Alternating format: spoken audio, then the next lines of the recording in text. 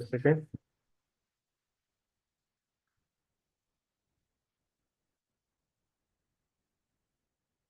Dear fellows, welcome to the Master Data Analysis for Research course. It's a 10-day international course, and let me explain that what you will learn from this course. What is the first of all is what is data analysis? सबसे पहले आपको ये question clear होगा कि data analysis क्या है और data analysis को हम कैसे यूटिलाइज करते हैं, उसकी प्रॉपर डिफिनीशंस क्या है, डेटा एनालिसिस जो है वो कौन कौन से सेक्टर्स में काम आती है, मेडिकल के हवाले से आप उसको कैसे यूटिलाइज कर सकते हैं, एंड उसमें डेटा की जो डिफरेंट टेबुलेशन और डिफरेंट जो है राइट अप के प्रोसीजर्स है वो सारे इसमें हम क्या करेंगे, वन बाय वन स्टडी करेंगे। एंड फ्रॉम दिस लेक्चर आप लोगों को डेटा के एनालिसिस के हवाले से क्लियर एंड कंसाइज इंफॉर्मेशन हो जाएगी। जो डेटा एनालिसिस के हवाले से लेक्चर फर्स्ट है, कि डेटा एनालिसिस क्या होता है, आप इसको कैसे जो है वो डील करते हैं और किस तरह राइट अप करते हैं, कौन सा बेहतर तरीका है अपने डेटा को ऑर्गेनाइज करने का, and all this things. So first lecture में हम इसके बारे में डिटेल से डिस्कस करेंगे and it will be the introduction to data analysis. So हम बेसिक से स्टार्ट लेंगे। एज हमारा जो मकसद है इस वो ये है कि हम अब जिनको बिल्कुल बेसिक्स का भी नहीं इंफॉर्मेशन, उनको हम क्या करें, उनको हम जो है वो डेटा प्रोवाइड करें, उनके हवाले से हम वर्क करें, उनके लिए जो है वो ऐसे कोर्सेज लाए कि वो आसानी से सीख सके। सो बेसिक्स लेवल के हम शुरू करेंगे, आप लोगों को डेटा एनालिसिस के बारे में डिटेल डिस्कशंस होंगी। And the second lecture is on inferential statistics which is correlation and regression, जिसमें हम उनके यूज़ एंड देन उसका वर्क कैसे करना है और सारे जो है उसको आपने जो है वो कैसे अचीव करना है। अगर आप रिग्रेशन करना चाहते हैं, डेटा कैसे ऑर्गेनाइज करना है, देन डेटा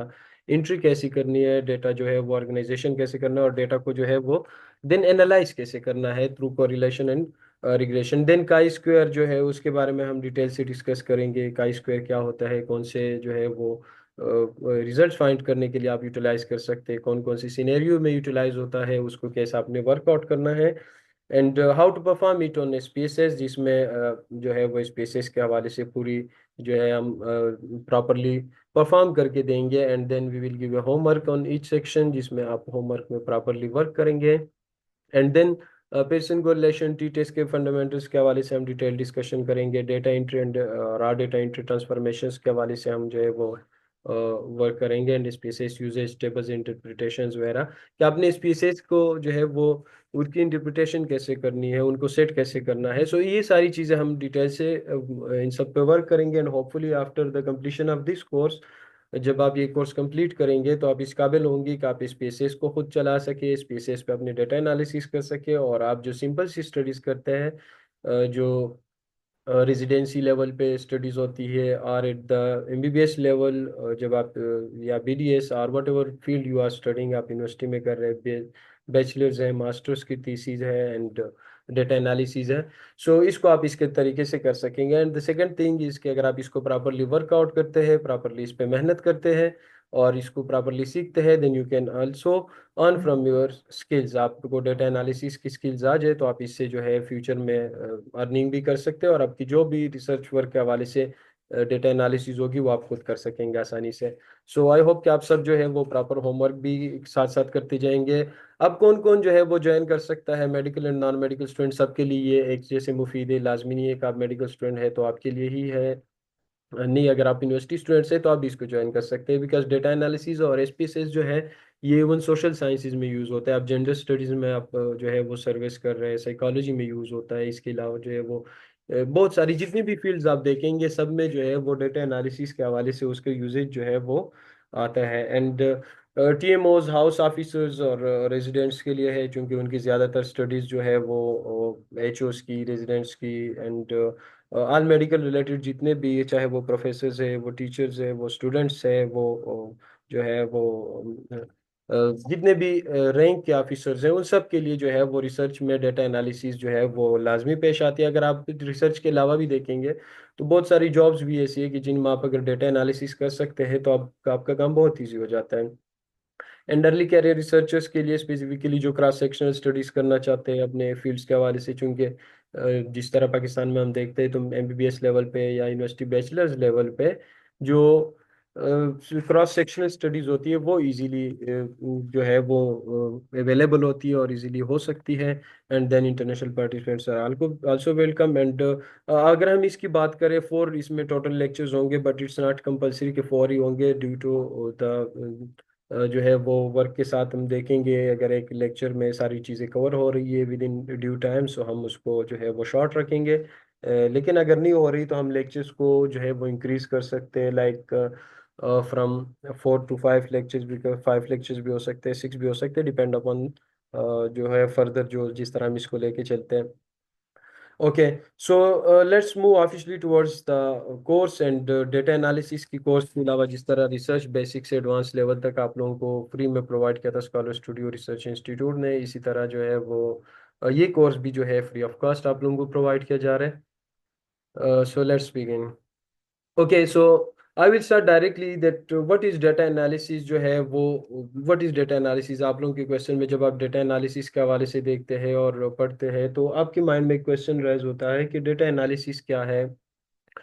प्लीज़ ये आप लोग जो है, आई वुड रिक्वेस्ट कि आप लोग इन चीज़ों को यूज़ ना करें। आप लोगों के पास जो थोड़ी बहुत ऑप्शंस रखी हुई है उसका मिस यूज़ ना करें kindly, otherwise we will be force to remove you from the meeting.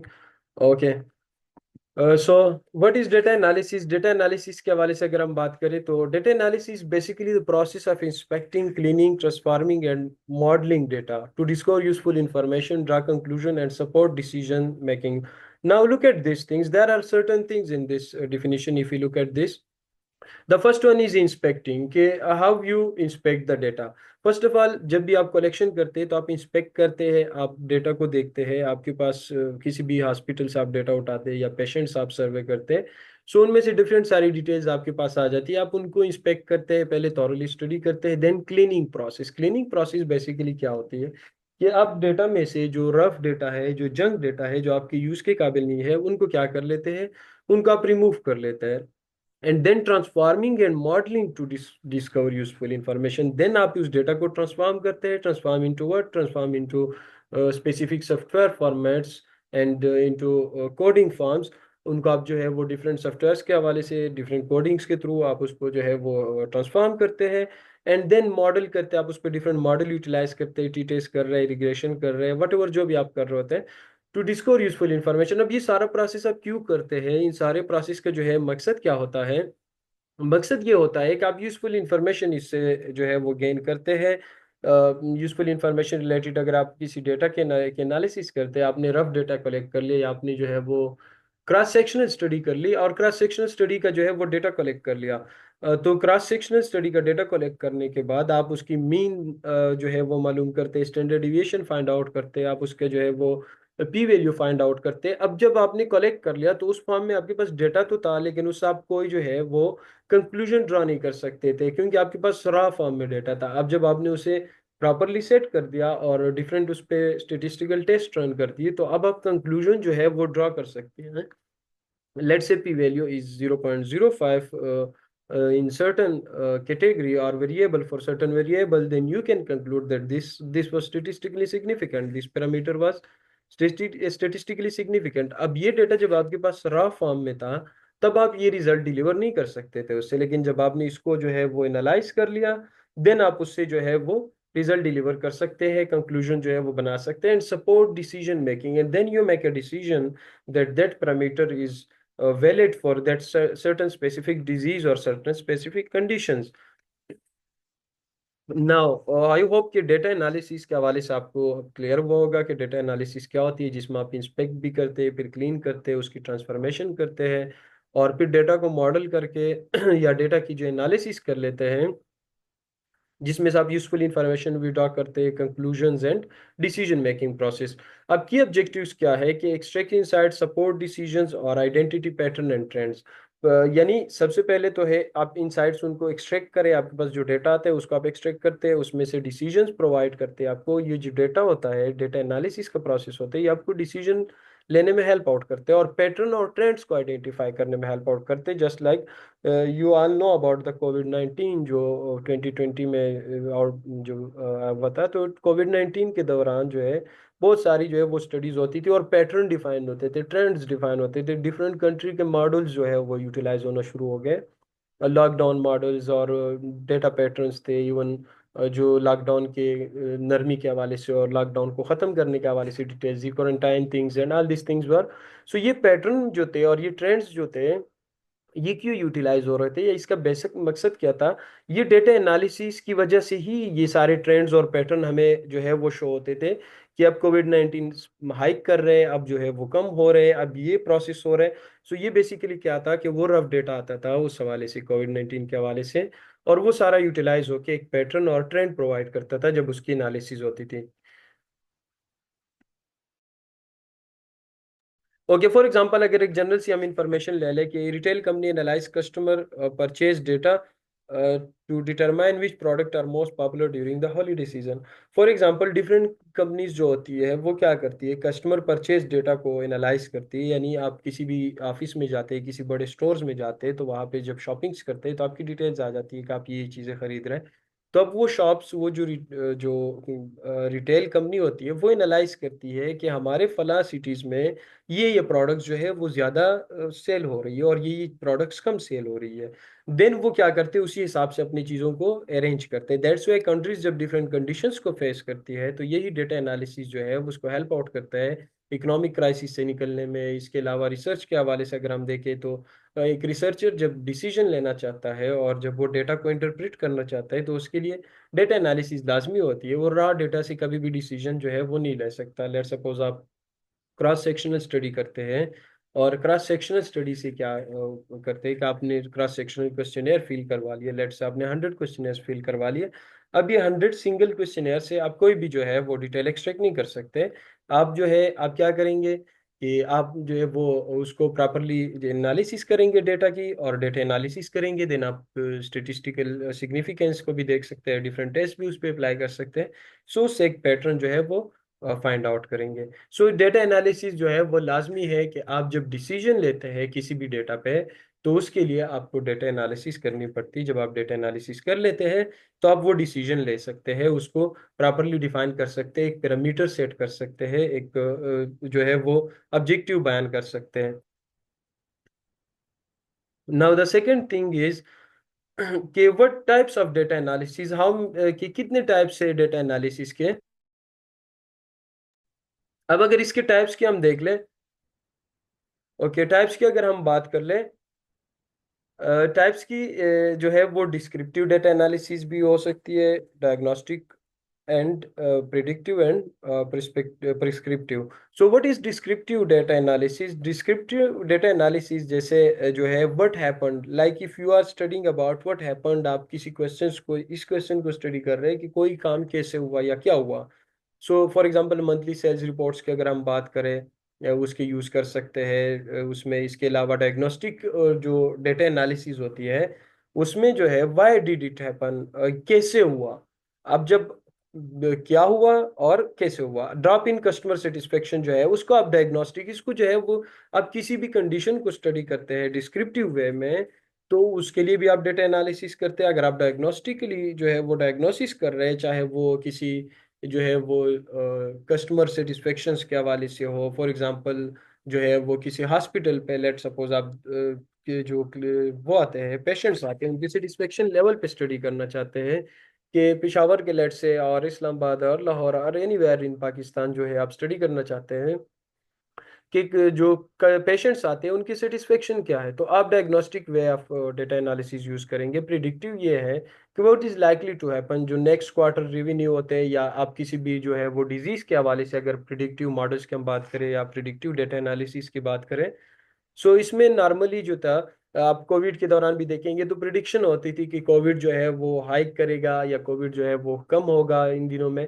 सो ये प्रिडिक्टिव किस चीज़ पे, इसके लिए भी डेटा एनालिसिस के बेस पे ये प्रिडिक्शन होती थी। वेदर फोरकास्टिंग जो होती है, बाकी सारी इस सब चीज़ों में डेटा एनालिसिस जो है वो यूज़ आती है। प्रिस्क्रिप्टिव में जो है what should be done, like questions are answered and for example, use case, if you look into the use case optimizing inventory levels। So data analysis की जो डिफरेंट टाइप्स है उसके बारे में आपको आइडिया हो गया कि डिस्क्रिप्टिव डेटा एनालिसिस भी होती है, डायग्नोस्टिक भी, एंड प्रिडिक्टिव एंड प्रिस्क्रिप्टिव जो है वो डेटा एनालिसिस भी है। सो सबसे पहले अब अगर डेटा एनालिसिस की प्रोसेस को हम स्टडी करें कि डेटा एनालिसिस को हमने कैसे प्रोसीड करना है, या डेटा एनालिसिस जो है वो कैसे फर्दर जो है वो प्रोसीड होगा। तो सबसे पहले आप जो स्टेप्स है, वो फर्स्ट स्टेप क्या है, डिफाइन द क्वेश्चन। आप क्वेश्चन को डिफाइन करते हैं, and then collect the data, data collect करते हैं, then clean the data, data collection के बाद डेटा को क्लीन करते हैं। अब जब आपको क्वेश्चन डिफाइन हो जाते हैं तो उसी क्वेश्चन के बेस पे, यानी फॉर एग्जांपल क्वेश्चन मींस आपने एक क्वेश्चन जो है वो फिल आउट कर दिया। तो क्वेश्चनेयर को फिल आउट करने के बाद आप क्या करते हैं कि डेटा कलेक्ट करते हैं। उस क्वेश्चनेयर के बेस पे आपने डेटा कलेक्ट कर लिया और उसके बाद डेटा को क्लीन कर लिया। अब क्लीन करने के बाद जो है वो आप क्या करते हैं, डाटा की एनालिसिस करते हैं। अब डेटा को एनालाइज करेंगे, देन इंटरप्रेट करेंगे रिजल्ट्स को, और फाइंडिंग्स को कम्युनिकेट करेंगे। फॉर एग्जांपल इसमें जो है ज्यादातर एग्जांपल, कुछ जो एग्जांपल्स है वो उसमें से जो है मेडिकल से रिलेटेड नहीं है। उसकी रीजन ये है कि जो यहाँ पे चूंकि इस हम समझाना चाह रहे हैं कि डेटा कलेक्शन, डेटा एनालिसिस और क्लींजिंग ये सारी चीजें, सो दैट्स वाई इस हवाले से हमने ऐसे एग्जांपल दिए कि इसको आप इजीली जो है वो समझ सके। सो टू रिड्यूस द चर्न, को रिड्यूस करने के लिए एक टेलीकॉम कंपनी क्या करती है, वो define churn is a customer living with in 3 months. ये लेट सपोज आप इसके हवाले से डेटा कलेक्ट करते कॉल एंड बिलिंग डेटा, और देन उसको मिसिंग वैल्यू को क्लीन करते हैं, उसके देन यूजेज पैटर्न्स को यूटिलाइज करते हैं, और उसमें इंडिकेटर्स इंटरप्रेट करते हैं, और देन रिपोर्ट टू मैनेजमेंट करते हैं। सो ये सारी चीजें होती है कि आप सबसे पहले डिफाइन करेंगे अपने क्वेश्चन को या क्वेश्चन को, देन डेटा कलेक्ट करेंगे, उसके बाद डेटा को क्लीन करेंगे, जो रफ डेटा होगा, जो मिसिंग वैल्यूज होगी उनको जो है वो इंटरप्रेट करेंगे, उनकी एनालिसिस करेंगे, एंड देन जो है वो एनालिसिस करके रिजल्ट्स को इंटरप्रेट करेंगे और रिपोर्ट कर देंगे। सो इस हवाले से जो है वो डेटा जो है डिफरेंट टाइप्स का हो सकता है। अब इस टाइप्स ऑफ डेटा के हवाले से डेटा एनालिसिस की तो हमने बात कर ली कि डेटा एनालिसिस 4 टाइप्स में हम कर सकते हैं, लेकिन डेटा जो है, जिसको डेटा को आपने कलेक्ट करना है और उस डेटा को आपने जो है वो यूटिलाइज करना है, तो वो डेटा कौन कौन से टाइप्स का हो सकते हैं, और आप क्या क्या डेटा यूटिलाइज कर सकते हैं, और कौन कौन से डेटा कलेक्ट कर सकते हैं। सो फर्स्ट वन इज जो है वो क्वांटिटेटिव डेटा होता है। क्वांटिटेटिव डेटा इज बेसिकली जिसमें क्वांटिटी डिफाइंड होती है। So quantity will be in numeric values, that just like age, income, and temperature. If you look into these things, these are numeric values, and you can define this in like temperature is जो है वो temperature भी एक specific temperature होता है, income के हवाले से भी एक numeric value है। Please don't use the pen on the screen. Just just give me a few minutes, मैं आप लोगों का वो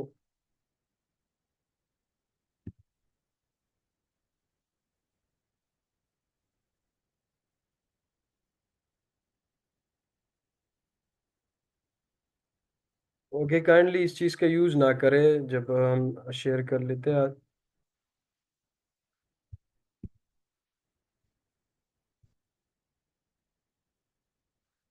बिकॉज ड्यू टू दिस सारा जो लेक्चर है वो इंटरप्ट हो जाता है, और it's not a good thing.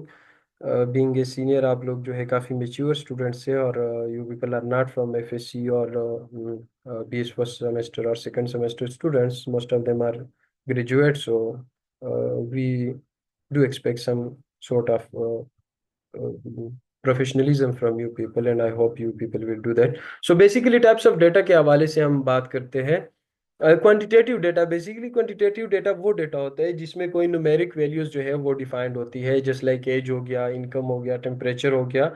And then qualitative, qualitative data जो है वो डेटा होता है जिसे में किसी चीज़ की जो है वो क्वालिटी के बारे में डिस्कशन हुई हो। जैसे इसकी जो डिस्क्रिप्शन अगर हम देखें तो क्वालिटेटिव डेटा को कैटेगोरिकल या डिस्क्रिप्टिव डेटा भी कहा जाता है। अब कैटेगोरिकल या डिस्क्रिप्टिव डेटा में कौन कौन से एग्जांपल्स आ जाते हैं, जेंडर हो गया, प्रोडक्ट कैटेगरी हो गई, या इस तरह की चीजें जो है वो किस चीज में आती है, कैटेगोरिकल या डिस्क्रिप्टिव डेटा में। टाइम सीरीज जो है, इसमें टाइम सीरीज डेटा भी होते हैं, डेटा इंडेक्स्ड और टाइम, कि आप किसी टाइम जो है वो उस टाइम सीरीज के हवाले से जो है वो डेटा कलेक्ट करें। जैसे डेली स्टॉक प्राइसेस होते हैं, या आप किसी पेशेंट्स के हवाले से जो है उसको फॉलो अप कर रहे हैं, सो उसका डेटा यूटिलाइज कर रहे हैं, डेली बेसिस पे आप डेटा उसका लेते हैं। कोई पेशेंट है उसको आप डेली बेसिस पे, या ज्यादा वन से ज्यादा पेशेंट्स है, लेकिन आप किसी डिजीज के बारे में ये डेली बेसिस पे डेटा लेते हैं फॉर द नेक्स्ट 1 मंथ और 1 ईयर और whatever time it may be. So उसको टाइम सीरीज डेटा कहा जाता है। और cross sectional data, cross sectional data जो है ये बहुत ज़्यादा यूटिलाइज होता है। और क्रॉस सेक्शनल डेटा जो है वो at one point in time जो है वो कलेक्ट करते हैं। जस्ट लाइक आप लोगों को क्रॉस सेक्शनल डेटा के हवाले से जो है वो काफ़ी आप लोगों को इन्फॉर्मेशन भी होगी। आप लोगों ने जितने भी क्वेश्चनेयर्स किए होंगे, आप लोगों ने जितने भी क्वेश्चनेयर फिल किए होंगे अपने रिसर्च के हवाले से या किसी और के रिसर्च के हवाले से, आप एक्सपीरियंस करते हैं कि जो है आपके पास क्वेश्चंस आते हैं, क्वेश्चनेयर्स आते हैं, स्टूडेंट्स आते हैं डिफरेंट फील्ड से, डिफरेंट कॉलेज से, और वो आपको एक शॉर्ट क्वेश्चनेयर जो है वो दे देते हैं कि इसको फिल कर दे हार्ड फॉर्म में, या थ्रू व्हाट्सएप आपको जो है वो गूगल फॉर्म शेयर कर देते हैं जिसको आप फिल करते हैं। ये होते हैं cross sectional data. Cross sectional data जो है वो वन पॉइंट पे एक टाइम पे आप कलेक्ट करते हैं। जैसे सर्विस रिस्पॉन्सेज, आप 2024 से कोई सर्वे रिस्पॉन्स उठा लें, या आप किसी रिसर्च टॉपिक पे जो है वो डिटेल से एक सर्वे जो है कर दे, तो इसको क्या कहते हैं, इसको जो है वो क्रॉस सेक्शनल डेटा कहते हैं। सो बेसिकली डेटा के हमने जो है वो चार टाइप्स डिफाइन की, कि डेटा जो है वो क्वांटिटेटिव हो सकता है, क्वालिटेटिव हो सकता है, टाइम सीरीज डेटा हो सकता है, क्रॉस सेक्शनल डेटा हो सकता है।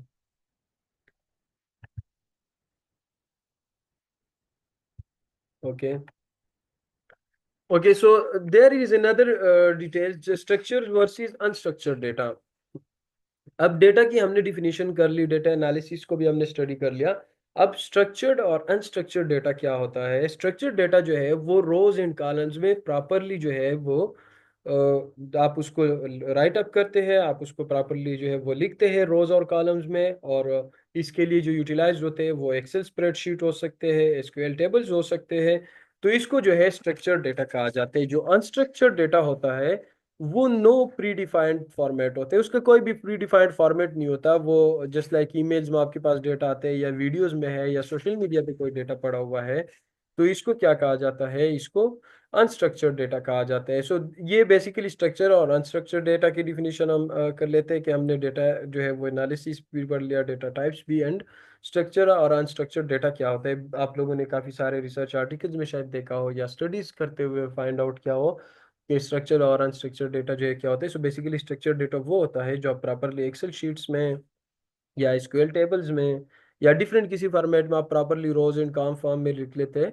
और अनस्ट्रक्चर्ड वो होता है जिसका कोई प्री डिफाइंड फॉर्मेट नहीं होता। आपके पास कोई डेटा जो है वो ईमेल्स में पड़ा हुआ है, कोई डिस्कशन है, किसी वीडियो में कोई डिटेल दी गई है जो आपको रिलेटेड लगती है, या सोशल मीडिया पे आपको, सोशल मीडिया के डिफरेंट प्लेटफॉर्म्स पे आपको कोई जो है वो डिटेल मिल गई, तो उनको जो है वो अनस्ट्रक्चर्ड डेटा कहा जाता है। फॉर एग्जाम्पल, अगर यहाँ पे हम जो है वो स्ट्रक्चर्ड वर्सेस अनस्ट्रक्चर्ड डेटा की बात करें, तो जो पहला टेबल है वो स्ट्रक्चर्ड डेटा की है। अब स्ट्रक्चर्ड डेटा क्या है? कस्टमर आईडी है, एज है, परचेज अमाउंट है, प्रोडक्ट कैटेगरी है।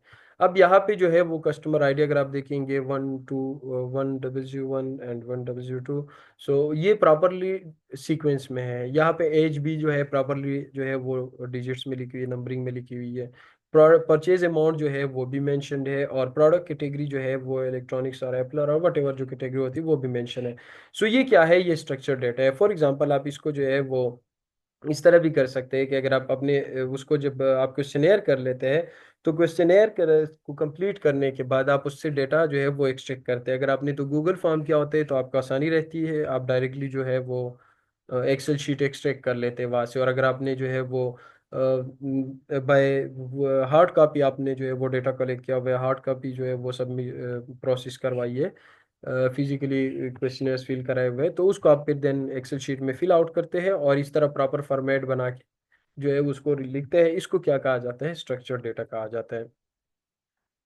अब जो जो है वो कॉमन डेटा सोर्सेज की अगर हम बात करें, अब अनस्ट्रक्चर्ड डेटा क्या होगा कि अगर अनस्ट्रक्चर्ड डेटा जो है इसके अलावा किसी फॉर्म में हो और इस उसके हवाले से इमेज में है आपके पास, तो वो अनस्ट्रक्चर्ड डेटा होगा जिसकी कोई प्री डिफाइंड जो है वो डिटेल्स नहीं है, प्री डिफाइंड नहीं है, उसकी प्रॉपर जो है वो रोज और कॉलम्स में लिखा हुआ नहीं है, प्रॉपर फॉर्म में नहीं है, वो क्या होगा? वो अनस्ट्रक्चर्ड डेटा होगा। अगर हम कॉमन डेटा सोर्सेज की जो है वो बात करें, तो डिफरेंट जो है वो इंटरनल डेटा सोर्सेज होते हैं, सीआरएम सिस्टम्स होते हैं, AP databases, transaction logs, and different type of जो है वो डेटा सेट्स होते हैं। एक्सटर्नल सोर्सेज कौन कौन से होते हैं? एपीआईज कहलाते हैं, या गवर्नमेंट डेटा सेट्स होते हैं, या सोशल मीडिया सेट्स को कहा जाता है। मैनुअल एंट्री जो होती है डेटा सोर्स के थ्रू, वो क्या होती है? जो है वो सर्वेज या फॉर्म्स के थ्रू। अच्छा, अब एक मार्केटिंग एनालिस्ट जो है वो क्या करते हैं, डेटा कहाँ से पुल करता है, ये गूगल एनालिटिक्स से, वेब ट्रैफिक के लिए, सेल्स फोर्स से, लीड्स के लिए, और सर्वे मांकी से, कस्टमर फीडबैक्स वगैरह के लिए ये यूटिलाइज करते हैं। लेकिन आप जो है वो इसको जो है वो अब अगर एक मेडिकल डॉक्टर की हम बात करें तो आप गवर्नमेंट हॉस्पिटल से भी डेटा ले सकते हैं, आप ऑनलाइन जो जितने डेटा बेसिस है उनसे भी डेटा ले सकते हैं। और इसके अलावा आप सर्वेज भी कर सकते हैं, जो है वो गूगल फॉर्म के थ्रू भी कर सकते हैं सर्वेज, जो आपका जो है वो उसको यूटिलाइज कर सकते हैं। की स्किल्स फॉर डेटा एनालिस्ट जो है, आपके पास कौन कौन से जो है वो स्किल्स होनी चाहिए, या कौन कौन से जो है वो स्किल्स कंपलसरी है जो है डेटा एनालिसिस के हवाले से, अगर आप जो है वो डेटा एनालिस्ट है, या आप स्टेटिस्टिकल एनालिसिस करना चाहते हैं, आप जो है वो स्टेटिस्टिकल एनालिस्ट बनना चाहते हैं, या सिर्फ अपने रिसर्च वर्क के लिए जो है वर्कआउट करना चाहते हैं, तो उसको जो है वो कौन कौन सी स्किल्स लाजमी है कि आप यूटिलाइज करें। सबसे पहले जो है वो क्या है, data statistical thinking. Statistical thinking क्या है कि आप चीज़ों को स्टेटिस्टिकली वैसे एनालाइज करें, आप उनको जो है वो रिसर्च के वैसे देखें, आपके पास अगर डेटा फॉर्म आते हैं आप उसको स्टडी करें कि इसको में हम कैसे एनालाइज करते हैं और किस तरीके से एनालाइज कर सकते हैं। ये होती है स्टेटिस्टिकल थिंकिंग, कि आप उसको क्या करें, स्टेटिस्टिकल वे से देखें। आपको अगर कोई कहता है कि लेट्स से हम ये बात कर रहे हैं कभी, चूंकि समर शुरू शुरू हो गया है और जो मॉस्किटोज है वो ज्यादा होते हैं, तो दैट्स वाई मलेरिया की केसेस ज्यादा होंगे। ये एक जनरल प्रिस्क्रिप्शन, आप स्टेटिस्टिकल वैसे कैसे सोच सकते हैं, अच्छा मलेरिया के केसेस ज्यादा होंगे, it means that if I collected data regarding the malaria, तो I can easily publish an article on this data. So ये होती है स्टेटिस्टिकल थिंकिंग।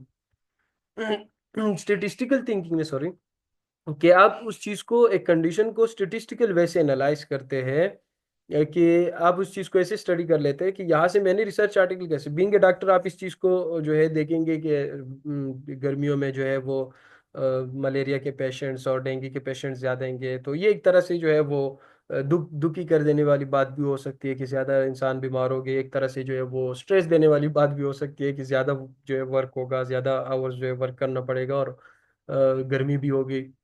लेकिन अगर आप स्टेटिस्टिकल थिंकिंग करेंगे तो आप ये सोचेंगे कि जब ज्यादा पेशेंट्स आ रहे हैं तो इट मीन्स कि ज्यादा डेटा का इन्फ्लक्स हो रहा है, ज्यादा डेटा आ रहे हैं, तो यहाँ से इजीली विद इन 1-2 मंथ्स जो है वो रिसर्च आर्टिकल निकल सकता है। इसके अलावा डिफरेंट कंडीशन में जो डिजीज बढ़ती है, अगर आप एक अच्छे स्टेटिस्टिक्स की नज़र से देखेंगे, तो आप वहाँ से इजीली, आप हॉस्पिटल में वर्क कर रहे हैं, आप ड्यूटी कर रहे हैं, आप डेटा भी साथ साथ कलेक्ट करते जाए, और with in her next 2 months जो है वो 2-3 मंथ्स आपके पास एक रिसर्च आर्टिकल से रिलेटेड पूरा डेटा की कलेक्शन हुई होगी। देन ये प्रोसेस जो है इसको स्टेटिस्टिकल थिंकिंग कहा जाता है, कि आप स्टेटिस्टिकल वे से जो है वो चीज़ों को लेके सोचते हैं।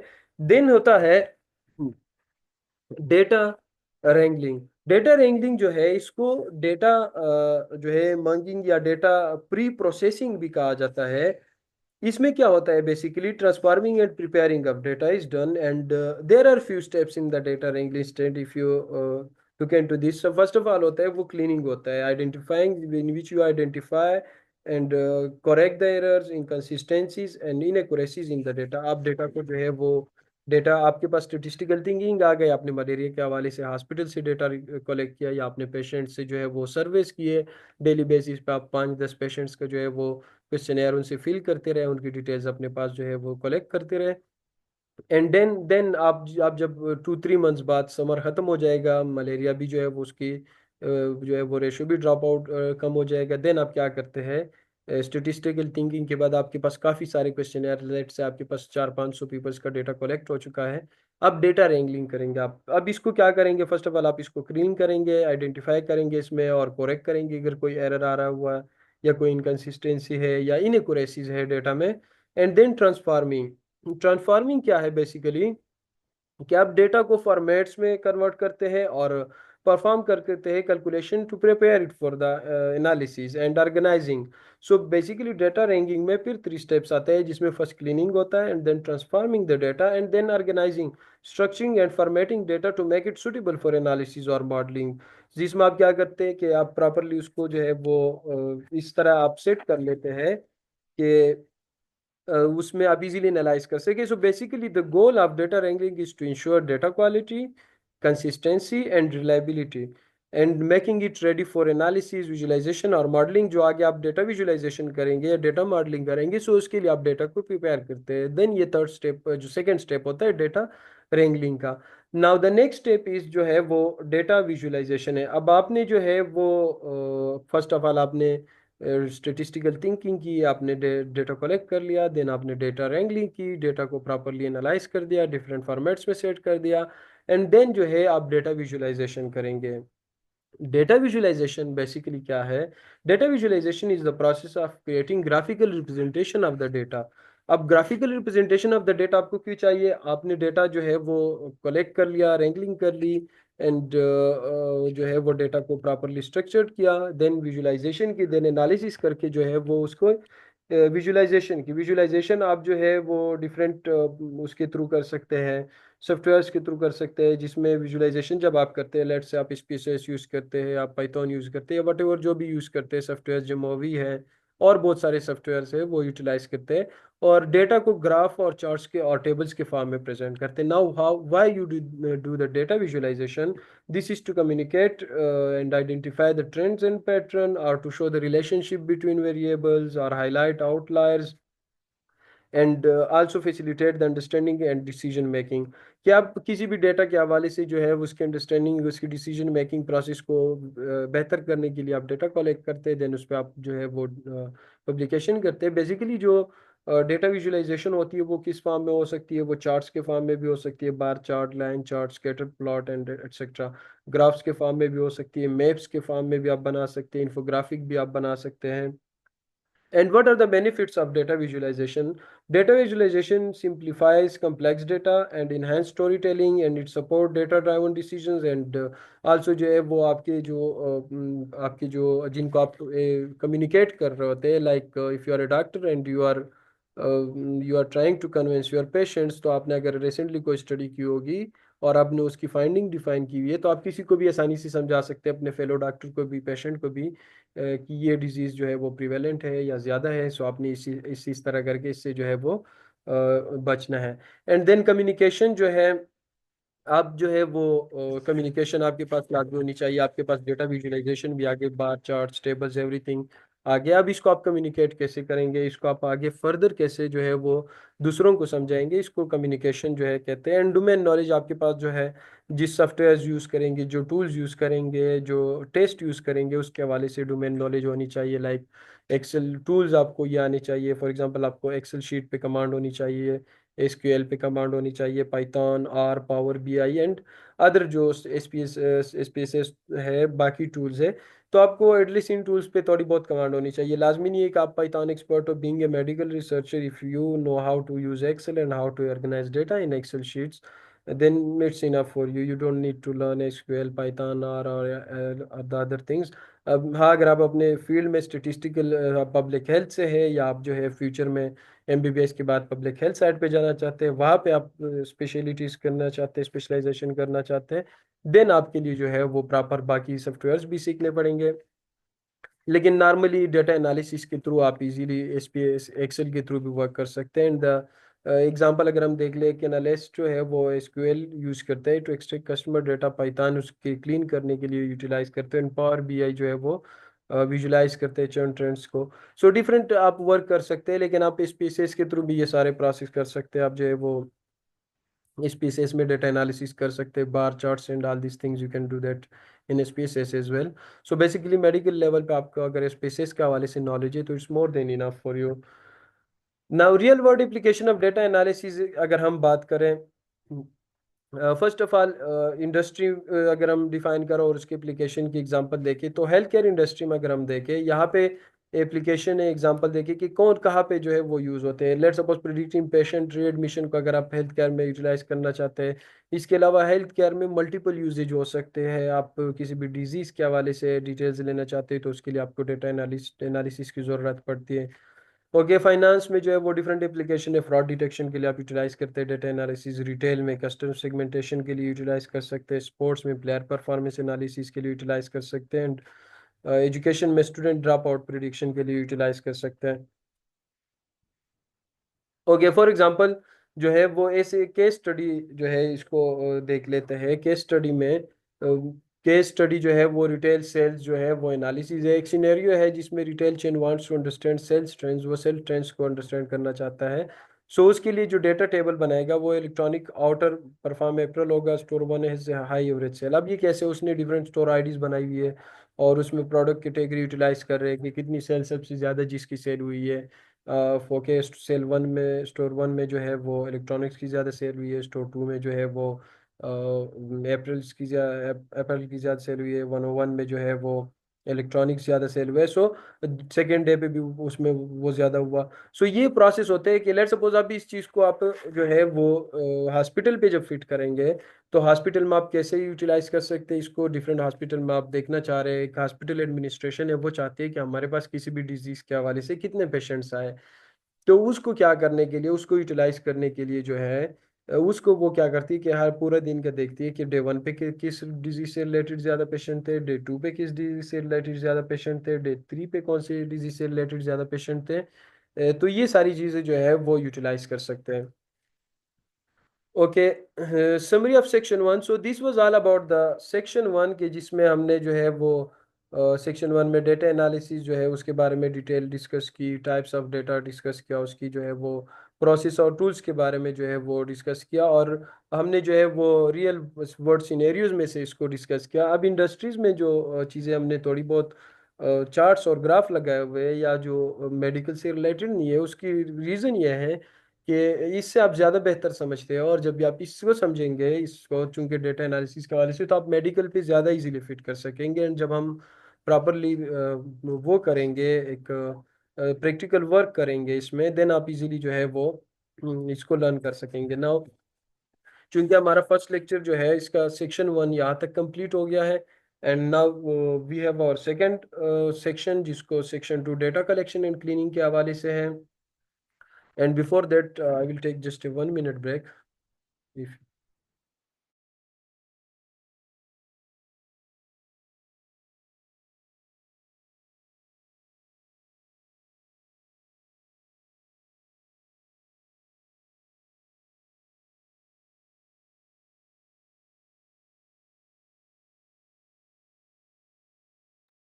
Okay, so the section two is about data collection and cleaning. That how you will collect data and how you will clean the data.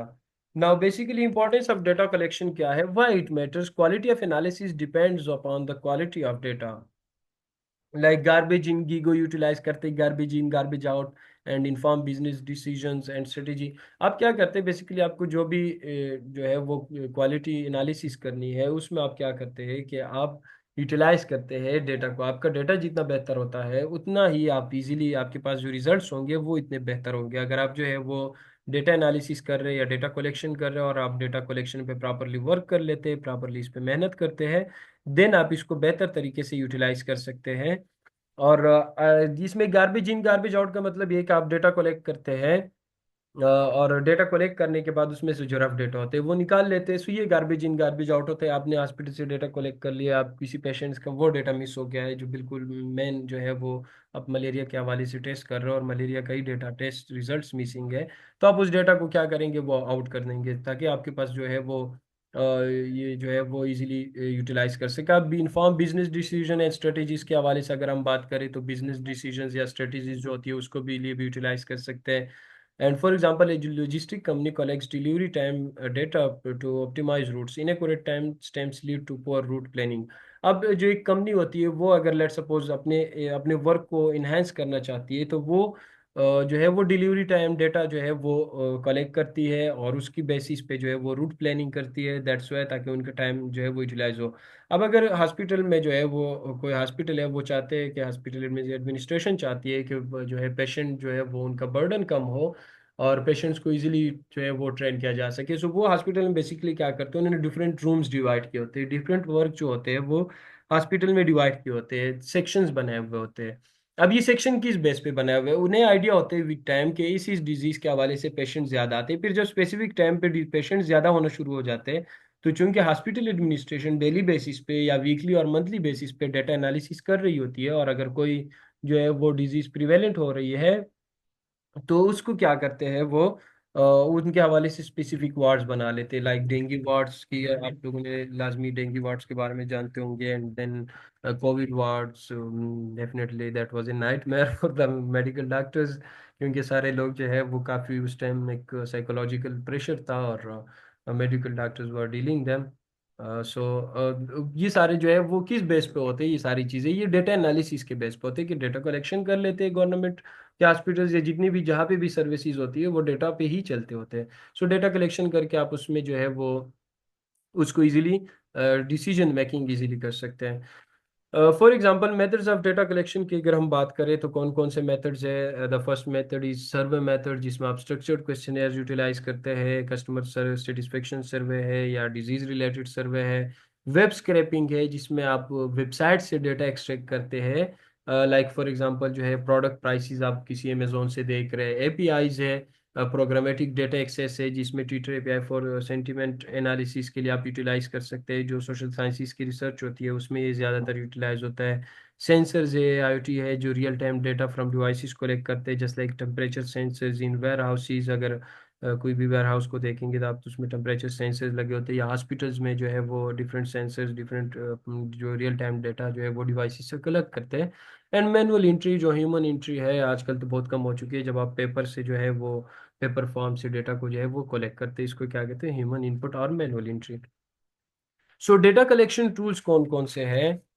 सबसे पहले जो सबसे ज़्यादा यूटिलाइज होता है वो एक्सेल है या गूगल शीट से। आप इसमें मैनुअल एंट्री भी कर सकते हैं, स्मॉल डेटा सेट्स के लिए यूटिलाइज हो सकते हैं। आप अगर गूगल फॉर्म यूटिलाइज करते हैं तो वो गूगल शीट्स के थ्रू आप उसमें ऑटोमेटिकली भी एंट्री हो जाती है, उसको आप यूटिलाइज कर सकते हैं, डेटा एक्सट्रैक्ट कर सकते हैं। और इस पे भी हम एक 1 डे शॉर्ट सेमिनार रखेंगे, इस जो गूगल फॉर्म है and its data analysis and how to extract data from Google sheets. And then Python के हवाले से डिफरेंट जो है, पाइथन एक कंप्यूटिंग लैंग्वेज है, जिसमें pandas, request, beautiful soup, web scraping, APIs वगैरह जो है वो यूटिलाइज कर सकते हैं। का Python is a diverse computing language, जिसके through data analysis and many other functions जो है वो आप कर सकते हैं। एसक्यूएल है, जो क्यूरिंग डेटाबेसेस है। सर्वे टूल्स है, जस्ट लाइक गूगल फॉर्म्स को जो कॉमनली यूटिलाइज्ड होता है, and type form. ETL tools है, टेलेंट है, अपाची, निफी एंड पॉरकीरी वगैरह। सो जो है वो इन सारे डेटा कलेक्शन टूल्स का मकसद क्या है, इन सारे डेटा कलेक्शन टूल्स का मकसद ये है कि इससे डेटा कलेक्ट होता है। अब इसमें बहुत सारे टूल्स है जो आप मेडिकल फील्ड में यूटिलाइज करते हैं, कुछ है जो आप यूटिलाइज नहीं करते, और condition to condition, scenario to scenario जो है वो डिफरेंट होते हैं। अब एग्जांपल्स जो है, using Python in the open weather API to collect only weather data for city. आप किसी सिटी के हवाले से जो है वो डेटा कलेक्ट करे वेदर का, तो पाइथन को आप यूटिलाइज कर सकते हैं। कंप्यूटिंग लैंग्वेज है जिसमें आप कोडिंग करते हैं और उसको फिर यूटिलाइज कर सकते हैं। Okay, common data quality issues की अगर हम बात करें तो कॉमन डेटा जब आप कलेक्ट करते हैं तो उसमें कौन कौन सी क्वालिटी के इश्यूज आती है। सबसे पहले जो इशू है वो क्या है, मिसिंग वैल्यूज का, ब्लैंक और नल एंट्रीज, जिसमें जो है वो एंट्रीज ना हो बिल्कुल। एंड द एग्जांपल अगर हम देखें तो age column has empty cells. Age column में आपके पास ऐसे डेटा आ जाए जिसमें किसी ने एज के हवाले से जो है वो डेटा पुट नहीं किया हुआ है। डुप्लीकेट जो है, रिपीटेड रिकॉर्ड्स आ जाते हैं, सेम कस्टमर और same patient inter twice. And inconsistent format होता है, different formats of same data जो है हो सकते हैं, जैसे लेट सपोज न्यूयॉर्क के लिए एनवाई भी यूज हो सकते हैं, न्यूयॉर्क भी यूज होता है, न्यूयॉर्क भी डिफरेंट राइट फॉर्म में। तो ये जब आप स्पेलिंग चेंज करते हैं, नेम चेंज करते हैं, कैपिटलाइजेशन चेंज करते हैं, तो फिर डेटा शीट्स में जब आप एनालिसिस करेंगे तो ये तीनों डिफरेंट कंसीडर होंगे। दैट्स वे अगर आप ये पेशावर का या केपीके का अगर देख ले तो आप खैबर पख्तूनख्वा भी लिख सकते हैं, आप केपीके भी लिख सकते हैं, कुछ लोग केपी लिखते हैं, कुछ पख्तूनख्वा लिखते हैं। सो ये जो है वो एक ही सेम डेटा के डिफरेंट फॉर्मेट जो है वो हो जाते हैं। अच्छा, आउटलायर जो है, एक्सट्रीम वैल्यूज जो है वो, अगर कोई से स्मॉल फॉर्म है और उसमें आप इतनी जीरोस के साथ एक सैलरी लिखेंगे डॉलर में या पीकेआर में हो, तो वो क्या होगी, वो भी फिर आउटलायर्स में आ जाती है, वो बहुत ज़्यादा एक्सट्रीम हो जाती है। और बाकी छोटी छोटी वैल्यूज है और एक वैल्यू बहुत ज़्यादा है तो वो भी आउटलायर्स में कहलाती है। टाइपोज जो है वो, टाइपोज में इशू क्या होता है कि टाइपिंग जो एरर्स आते हैं, ह्यूमन एरर जिन्हें कहा जाता है, ईमेल लिख लिया इंस्टेड ऑफ ईमेल, सो ये जो है, सॉरी, सो ये टाइपो एरर कहलाते हैं। सो ये कॉमन इश्यूज है जो किसी भी उसमें जो है वो या आते हैं, या तो मिसिंग वैल्यूज हो जाती है या डुप्लीकेट्स हो जाते हैं, और या फिर जो है उसमें जो है वो इनकंसिस्टेंट फॉर्मेट हो जाता है, या फिर आउटलायर्स है या टाइपोज, ये कॉमन जो है वो डेटा क्वालिटी इश्यूज आ जाते हैं। और इनको जो है, इनको आप जो है वाइट करेंगे और इनको आप देखेंगे प्रॉपरली। अगर एज को कॉलम है, आप लेट सपोज आप डेटा कलेक्ट कर रहे हैं किसी डिजीज से रिलेटेड और एज उसमें आपको लगता है कि कंपलसरी है, तो आप जब गूगल शीट बनाएंगे, गूगल फॉर्म बनाएंगे, तो उसमें कंपल्शन रखेंगे ताकि आपके पास ये कंपल्शन हो। इसको आप कैसे अवॉइड करेंगे? डुप्लीकेट का ये एक आप वो डुप्लीकेट उससे इजीली रिमूव कर सकते हैं। डुप्लीकेट इनकंसिस्टेंट फॉर्मेट को आप जो है वो कंसिस्टेंट रखेंगे। आप अपने क्वेश्चन के साथ भी लिख सकते हैं कि आप ये सिंपल फॉर्मेट लिखे, शॉर्ट फॉर्म लिखे या कंप्लीट नेम लिखे। आउटलायर जो है उनको, और टाइपोस जो है, टाइपोस को भी आप इसमें कर सकते हैं। अच्छा, हैंडलिंग मिसिंग वैल्यूज, अब इसको कैसे आपने हैंडल करना है? फॉर एग्जांपल इसकी अगर हम बात करें कि आपने जो है वो कैसे जो है वो करना है। अच्छा, इसमें सबसे पहले ये होता है कि जब आपके पास जो है ये दो वैल्यूज मिसिंग है, फॉर एग्जांपल इसकी अगर टेक्निक हम देखें, जस्ट मिनट, ये टेबल इसके,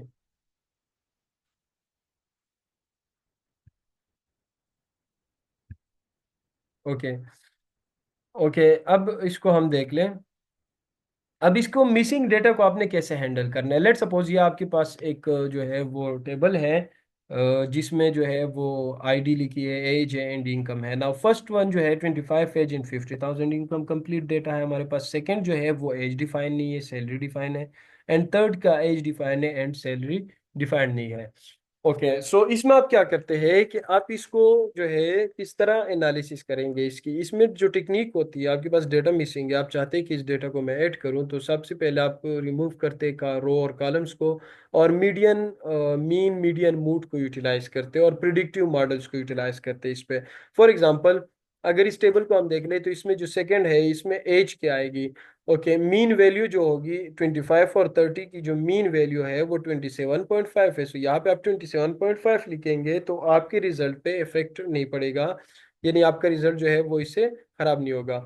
and fill missing income with median, अब इसका 50 और 48 का जो मीडियन है वो क्या आ रहा है? वो 49 आ रहा है, तो यहाँ पे आप 49 पुट करेंगे। सो आपका 27.5 एंड 49, तो आपका ये टेबल जो है वो कंप्लीट हो जाते हैं। इस तरह आप इसको क्या करेंगे, जो मीन वैल्यूज है किसी मिसिंग वैल्यू के लिए, वो यूटिलाइज करेंगे।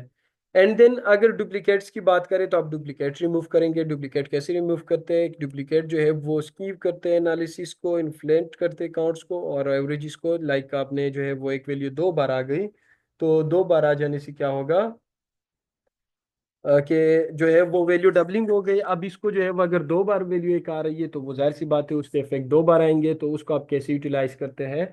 उसको आप रिमूव करेंगे। डबलिंग क्या करेंगे, इसमें से रिमूव करेंगे। फॉर एग्जांपल एल इज 200 है, टू टाइम्स ये वैल्यू आई हुई है, तो इसमें से आप क्या करेंगे कि आप एक टाइम की वैल्यू को क्या करेंगे, रिमूव कर देंगे। एंड स्टैंडर्डाइजिंग डेटा फॉर्मेट जो है वो क्या होगा, किस तरह आप उसको डेटा फॉर्मेट को सेट करेंगे? फॉर एग्जांपल इस टेबल को हम देख लें, और इस टेबल में जो है वो गोल है जिसमें कंसिस्टेंसी इन डेटा रिप्रेजेंटेशन। इस टेबल में अगर हम देख ले तो डेट है और स्टेट्स है। अब डेट जो है, तीनों डेट ठीक है, कोई भी गलत नहीं है इसमें। लाइक 1/1/2025 जो है, और न्यू ईयर ये भी ठीक डेट है। इसके अलावा जो है वो 2025 1/1, ये फॉर्मेट भी डेट का ठीक है। Year month date new year के फॉर्मेट ये भी ठीक है। January 1 2025 एंड न्यू ईयर ये भी ठीक है। लेकिन जब आप इस तरह के डेटा को हैंडल करेंगे, तो इस तरह के डेटा में ये तीनों अलग वैल्यूज कंसीडर होती है या तीनों डिफरेंट वैल्यूज कंसीडर होती है। लाइक अगर आप एनालिसिस करेंगे तो ये अलग वैल्यू होगी, ये अलग होगी, ये अलग होगी। तो ये इसको डिफरेंट पैरामीटर कंसीडर करा किया जाएगा, क्योंकि इनका फॉर्मेट चेंज है। तो आपने क्या करना है, आपने इस टेबल्स को सिंगल फॉर्मेट पे लेके आना है। लाइक ये देखे कि आप आफ्टर स्टैंडर्डाइजेशन आपने कर लिया अपने टेबल की, तो आपके पास जो है वो डेट आपने से एक ही वैल्यू पुट कर दी ताकि तीनों सेम वैल्यू है, और स्टेट जो है उसमें भी एक ही वैल्यू पुट कर दी। तो इसको क्या कहते हैं?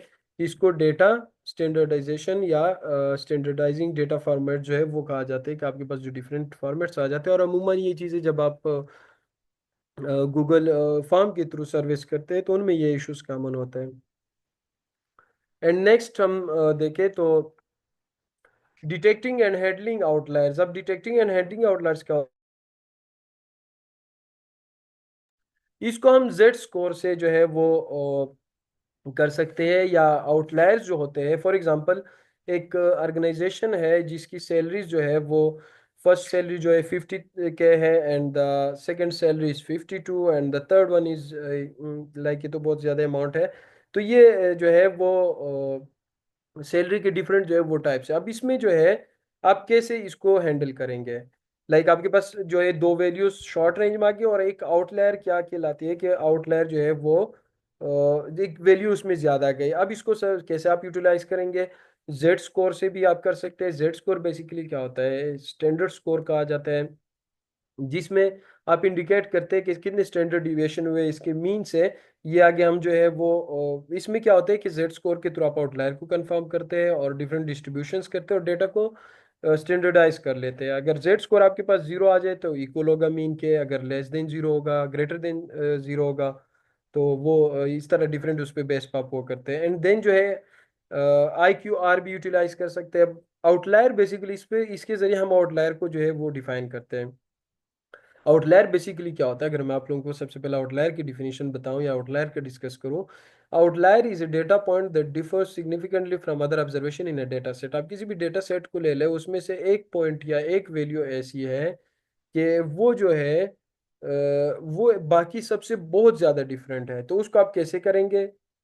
उसको आप या तो जेड स्कोर के जरिए कर सकते हैं, सेट कर सकते हैं, या जो है IQR जो है वो इंटर क्वार्टाइल रेंज कहते हैं। इंटर क्वार्टाइल रेंज बेसिकली क्या होता है, ये difference between the third quartile and the first quartile जो है वो डेटा सेट में होता है। अब IQR को आप कैसे जो है वो Q3 माइनस Q1 को कर लेते हैं, तो ये आपके पास जो है वो क्वार्टाइल आ जाते हैं, जिससे क्या हो जाता है कि इससे आपको वेरिएबिलिटी आ जाती है, आप आउटलायर्स को डिफाइन कर लेते हैं। और जो है वो फॉर एग्जांपल Q1 जो है क्यों क्वार्टाइल्स आप लोगों ने अगर स्टेटिस्टिक्स के बेसिक स्कोर्स भी पढ़े होंगे, देन जो है आप लोगों को आइडिया होगा क्वार्टाइल के हवाले से कि क्वार्टाइल्स क्या होते हैं। सो लेट सपोज Q1 जो है 25% जिसे कहा जाता है, या 25 परसेंटाइल कहा जाता है। ये जो है वो है Q2 जो है वो 50th परसेंटाइल होता है मीडियन, और देन Q3। सो इस तरह आप उसके जरिए भी आप कर सकते हैं, विजुअल इंस्पेक्शन भी कर सकते हैं बॉक्स प्लॉट के थ्रू। सो इस तरह आप डेटा के आपके पास आउटलायर आते हैं, तो आप उसको क्या करते हैं, डिफरेंट वेज से उसको जो है वो प्रोसेस कर लेते हैं, ताकि आपके पास जो डेटा के हवाले से इश्यूज है वो ना बने। अब डेटा क्लीनिंग वर्क फ्लो अगर हम बात करें, सबसे पहले आप डेटा को लोड करेंगे, देन इंस्पेक्ट करेंगे structure and summary, and then you will handle the missing values, then you will remove the duplicate, standardise format, detect and treat outliers, validate and save clean data. अब tools use करेंगे, आप एक्सेल्स भी use कर सकते हैं, आप Python भी use कर सकते हैं, एंड स्पेसेस भी यूज कर सकते हैं। सो पहले जो ये डिफरेंट स्टेप्स हैं इनसे आप गुजरेंगे, तो ये एक प्रो प्रोसेस है डेटा क्लीनिंग वर्क फ्लो का।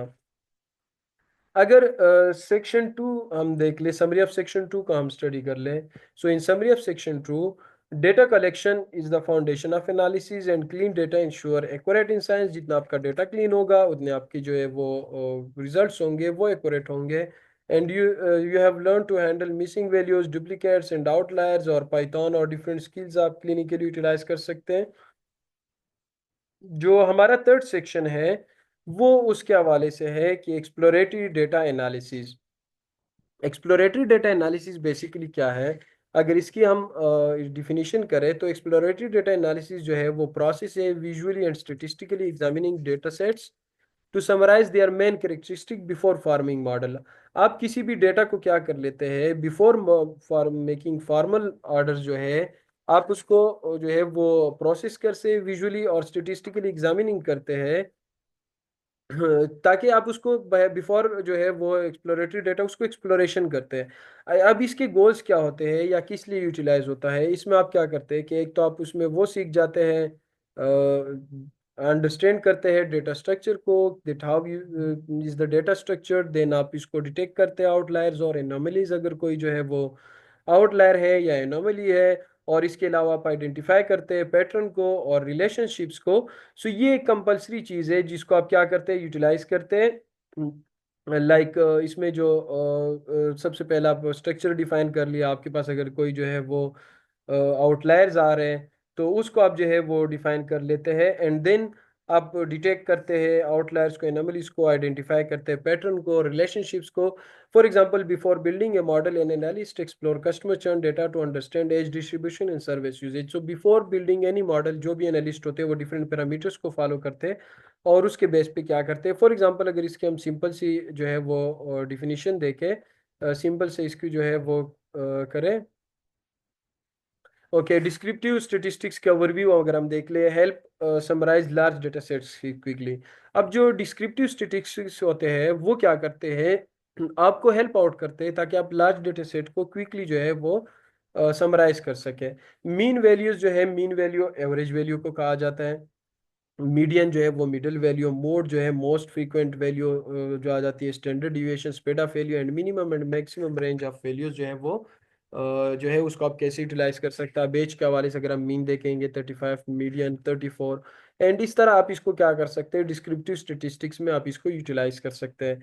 एंड देन अगर हम इसकी बात करें, फ्रीक्वेंसी डिस्ट्रीब्यूशन की बात करें, फ्रीक्वेंसी डिस्ट्रीब्यूशन बेसिकली क्या है कि ये शो करता है how often each value occurs in A data set, की एक वैल्यू कितनी ज्यादा या कितनी ऑफन जो है एक डेटा सेट में आ रही है। प्रोडक्ट कैटेगरी फ्रीक्वेंसी भी हो सकती है फॉर एग्जांपल, या पेशेंट डिजीज के हवाले से भी आप उसको यूटिलाइज कर सकते हैं। Electronics is the most purchase category, अगर कोई स्टोर जो है वो कर रही है तो इलेक्ट्रॉनिक्स की काउंट 120 है, अप्रैल 85, होम गुड 60 एंड बुक्स 35। ये चीज कैटेगरी है और ये काउंट है। सो बेसिकली ये क्या होता है कि डेटा सेट में जो है वो फ्रीक्वेंसी डिस्ट्रीब्यूशन आ जाती है, और इसके वाले से जो है वो कितनी बार एक वैल्यू आई हुई है उसको हम क्या कहते हैं, फ्रीक्वेंसी कहते हैं। डेटा डिस्ट्रीब्यूशन विजुअलाइजेशन की अगर हम बात करें तो कॉमन प्लॉट्स कौन से यूटिलाइज हो सकते हैं, हिस्टोग्राम यूटिलाइज हो सकते हैं, बॉक्स प्लॉट आप यूटिलाइज कर सकते हैं, डेंसिटी प्लॉट यूटिलाइज करते हैं। अगर हिस्टोग्राम की हम बात करें तो आप एज डेटा को जो है वो reveal skew, right skew distribution indicating more young customer. So आप इसको जो है वो हिस्टोग्राम को एज के लिए यूटिलाइज कर सकते हैं, बीन्स को जो है वो डिवाइड किया जा सकते हैं मिसलीडिंग पैटर्न के लिए, डिफरेंट पैरामीटर्स जो है वो यूटिलाइज हो सकते हैं। Box plots for outlier detection अगर हम बात करें तो बॉक्स प्लॉट्स कंपोनेंट कौन कौन से हो सकते हैं। अब लेट्स सपोज मीडियन है Q2, quartile Q1, Q3, whiskers, outliers जो है वो बेसिकली जो है आपको बॉक्स प्लॉट कंपोनेंट होते हैं। इसके एग्जांपल देख ले तो बॉक्स प्लॉट जो है वो आपको हेल्प करता है कि वो फ्लैग करे अनयूजुअली हाई और लो वैल्यूज। यहाँ पे अगर आप देखेंगे कस्टमर आईडीज में जो है वो 200 जो है वो 200, 220 एंड 2000, सो 2000 जो है ये आउटलायर्स में से आ रहा है। सो इसको आप वो कर सकते हैं। कोरिलेशन एनालिसिस जो है उसको किस चीज़ के लिए यूटिलाइज कर सकते हैं हम, ये मेयर करते हैं the strength and direction of relationship between variable, किसी वेरिएबल के दरमियान जो स्ट्रेंथ है या डायरेक्शन ऑफ रिलेशनशिप है उसको जो है वो करते हैं। इंटरप्रिटेशन अगर हम देखेंगे तो लेट्स सपोज ए वेरिएबल ए जो है और वेरिएबल बी, और इसका कोरिलेशन हम देखें तो एज और इनकम का कोरिलेशन 0.65 आ रहा है, एज और स्पेंड का जो है वो -0.01 आ रहा है। सो 0.65 का क्या है कि मॉडरेट पॉजिटिव कोरिलेशन है, और -0.1 जो है वीक नेगेटिव कोरिलेशन है। सो कोरिलेशन जो है वो एक जो है वो स्ट्रेंथ और डायरेक्शन ऑफ रिलेशनशिप जो है बिटवीन वेरिएबल्स को यूटिलाइज कर सकते हैं। आप इसके लिए हिट मैप्स भी यूटिलाइज कर सकते हैं। स्कैटर प्लॉट जो है वो भी यूटिलाइज हो सकते हैं, या कि स्कैटर प्लॉट आप जो है वो कैसे relationship between two numeric variables जो है, न्यूमेरिक वेरिएबल्स के दरमियान जो है वो अगर आप स्कैटर प्लॉट लगाएंगे तो उसको जो है वो उसको आप विजुलाइज करना चाहते हैं तो उसके लिए आप स्कैटर प्लॉट यूटिलाइज करते हैं, जिसमें plot advertisement versus pending sales, advertisement spend और सेल्स जो है वो पॉजिटिव लीनियर ट्रेंड शो कर रहे हैं, जिसमें लीनियरिटी आ जाती है। क्लस्टर या आउटलायर जो है उसको आप इजीली डिफाइन कर सकते हैं। कैटेगोरिकल डेटा एनालिसिस बेसिकली क्या होता है, कैटेगोरिकल डेटा एनालिसिस जो है उसमें आप क्या करते हैं कि कैटेगोरिकल डेटा को एनालाइज करते हैं, जिसमें बार चार्ट्स है, बार चार्ट्स के अलावा जो है वो पाई चार्ट्स है, क्रॉस टेबुलेशंस है। सो इस टेक्निक को आप यूटिलाइज कर सकते हैं, जिसमें एग्जांपल जो है जेंडर वर्सेस प्रोडक्ट प्रेफरेंस को आप यूटिलाइज कर सकते हैं। बार चार्ट भी आप बना सकते हैं, लेट्स सपोज जेंडर है इलेक्ट्रॉनिक्स या अप्रैल, या इसके अलावा आप हॉस्पिटल में सर्वे कर रहे हैं तो इसमें जो है वो डिजीज और उसके इन्फेक्शंस वगैरह के हवाले से कर सकते हैं। सो इसमें मेल जो है वो प्रीफर करते हैं इलेक्ट्रॉनिक्स को, फीमेल जो है अप्रैल को वो करती है। तो ये different by chart, part charts के थ्रू या क्रॉस टेबुलेशंस के थ्रू आप इसको इजीली जो है वो कर सकते हैं। मल्टीवेरिएट एनालिसिस बेसिकली क्या होती है, कि इसके हम जो है वो डिफिनीशन करें। एक्चुअली ये जितने भी हम एनालिसिस पढ़ रहे हैं इसके बारे में डिटेल स्टडी हम फर्दर भी करेंगे और प्रॉपर इसको प्रैक्टिकली परफॉर्म करेंगे, लेकिन चूंकि फर्स्ट लेक्चर हमारा जनरल है तो इसमें हम जनरली स्टडी करेंगे कि हम डेटा एनालिसिस में क्या क्या चीज़ें फर्दर स्टडी करेंगे और कौन कौन सी चीज़ें जो है वो हम वर्कआउट करेंगे। So more than two variable को अगर आप साइमल्टेनियसली एनालाइज करना चाहते हैं, then you use multivariate analysis. इसमें पेयर प्लॉट्स यूटिलाइज कर सकते हैं, ग्रुप बार चार्ट्स यूटिलाइज हो सकते हैं, एंड बबल चार्ट्स यूटिलाइज हो सकते हैं। लाइक आप age, income and churn rate together जो है वो कर रहे हैं, रिवेल कर रहे हैं कि that younger low income customer churn more. So आप किसी भी कंडीशन को जो है वो कर रहे हैं मेडिकल के हवाले से, अगर आप कर रहे हैं कि किसी भी कंडीशन को आप देख रहे हैं कि कौन सी डिजीज यंग और उसमें ज़्यादा प्रीवेलेंट है, या ओल्डर एज में कुछ डिजीज है, older age with CVDs and other diabetes जो है वो ज़्यादा प्रीवेलेंट होते हैं, लेट्स से कोविड के लिए। तो ये इस तरह आप इसको यूटिलाइज कर सकते हैं मल्टीवेरिएट एनालिसिस, जिसमें आप मोर देन टू वेरिएबल्स को साइमल्टेनियसली एनालाइज करते हैं।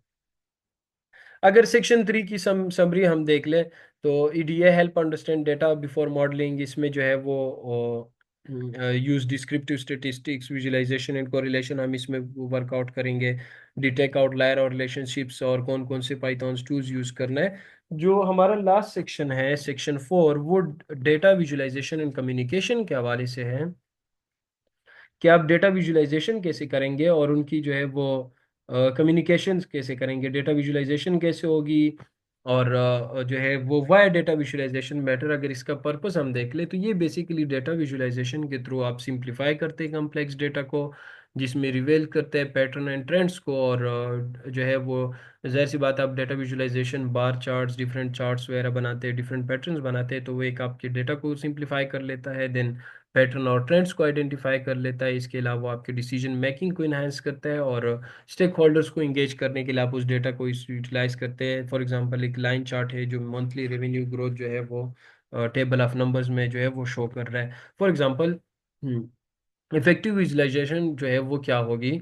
Every chart should answer A question. Her chart जो है वो आपका एक आंसर जो है फॉर किसी क्वेश्चन को। प्रिंस अगर क्लैरिटी आपने करने है, तो आपने आपकी किसी भी जो चार्ट्स होंगे वो क्या, उसमें क्लैरिटी होनी चाहिए, यानी क्लटर ना हो, की मैसेज उसमें डिलीवर हो।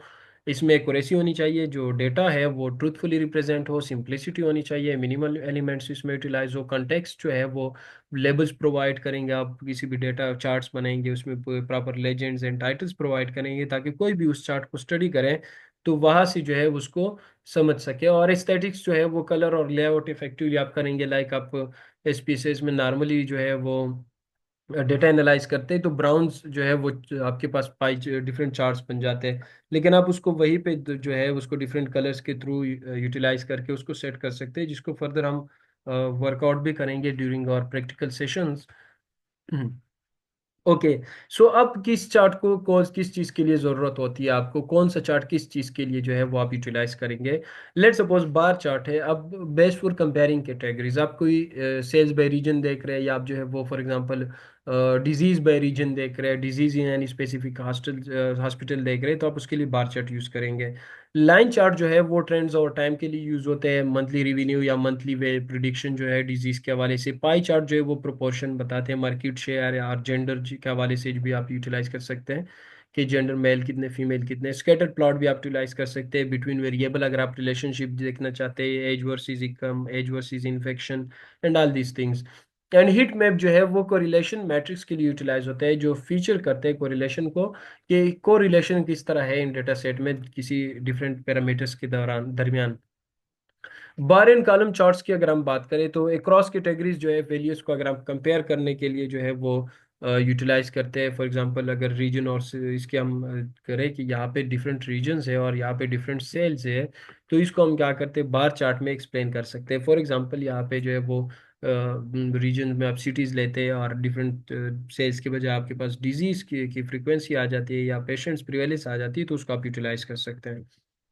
लाइन चार्ट फॉर ट्रेंड्स जो है वो यूटिलाइज हो सकते हैं यूज केस में, जो है वो ट्रैक चेंजेस ओवर टाइम जो है वो कर सकते हैं। लाइक लाइन चार्ट क्या होती है कि आप उसमें मंथली इस तरह के आप डिफरेंट मंथ्स के हवाले से रिवेन्यूज देख रहे हैं, या पेशेंट्स जो है वो इनकम इनपुट देख रहे हैं, तो उसको आप यूटिलाइज कर सकते हैं। Revenue show steady growth with a slide dip in April.